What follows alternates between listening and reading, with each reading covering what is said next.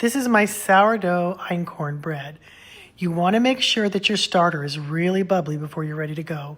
I have a link in the description below on how to make it bubbly.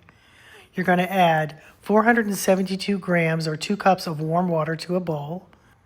Then you're going to add 60 grams or 1/4 of a cup of einkorn starter that's bubbly to a bowl. And see how it's floating in the water? That means it's ready to go when it kind of floats in the water. That's a great way to tell if your sourdough starter is ready. And after you get the 60 grams into the water, then you're going to whisk it until well combined. Then you're going to add 720 grams of einkorn all-purpose flour, which is about 6 cups. If you're using whole wheat einkorn flour, you need 696 grams. Really, really important that you measure it with a scale.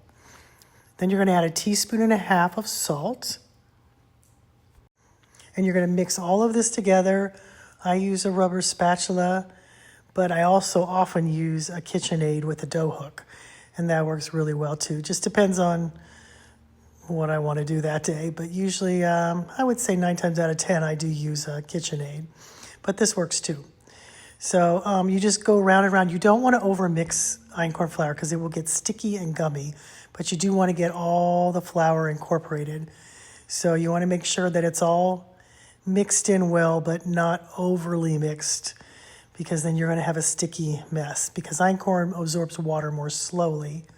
So you want to be careful that you don't overmix. You can see the little pieces of flour in there that I'm mixing in. Once you've got it really incorporated and all the flours mixed in, here's a tip that I have because einkorn can get sticky. I add a little bit of oil to the bottom of the bowl. I kind of pull it back a little bit, and I'll add like 1 teaspoon or 2 of olive oil in the bottom, or any kind of oil that you like. And then I try to coat the whole ball in the oil to keep it from being too sticky to get out. And you can add a little bit more if you want on the top, but roll the whole ball in the olive oil so that it's coated. And that's going to really help you to keep it from getting overly sticky and to get it out of the bowl when you're ready to bake it. Once it's all mixed in, you're going to cover it with the plastic wrap and you're going to let it rise. Usually I do it overnight for 10 hours or until double. Flour a work surface in your hands and then place the dough onto the floured surface. I use like a rubber spatula to get it out. And then once you get it all out of the bowl, you're going to want to add some more flour on top of your dough so it won't be too sticky. And then you're going to I use a dough scraper that really works well to help lift up the dough and fold the dough in half. And then I usually fold it again into thirds, so I do it a couple more times. And that dough scraper really helps. I fold it different ways. And then if it starts to get a little sticky, just add a little bit more flour. And you're going to want to keep working it until you get into a nice round ball.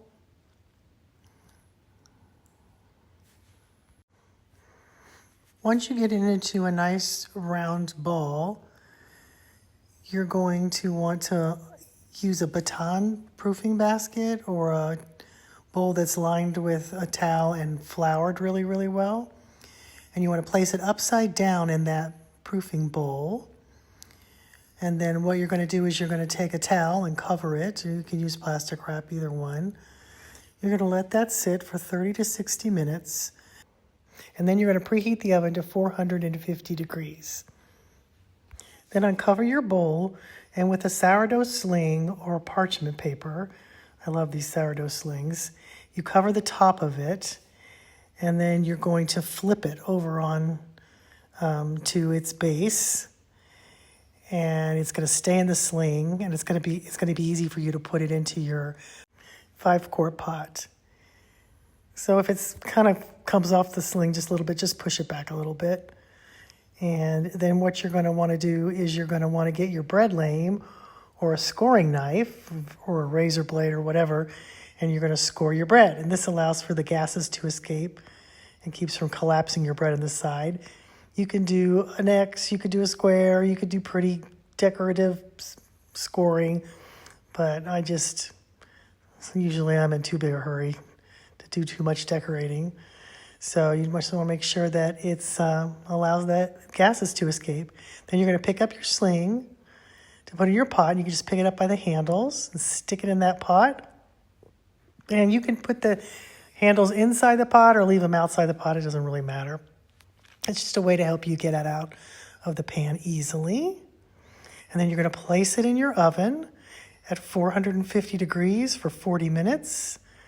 And then at 40 minutes, you're going to take the lid off. And then you want to bake it for another 5 to 10 minutes so it will brown on the top. And you can tell when it's done because you could put a tester in it. It should be 205 to 210 Fahrenheit. And then take it out of the oven and take it out of the pot and put it onto a wire rack and let it cool. And you're going to have delicious Einkorn sourdough bread. You're going to let it cool for about 30 to 60 minutes. And then you can cut into it and enjoy your Einkorn sourdough bread.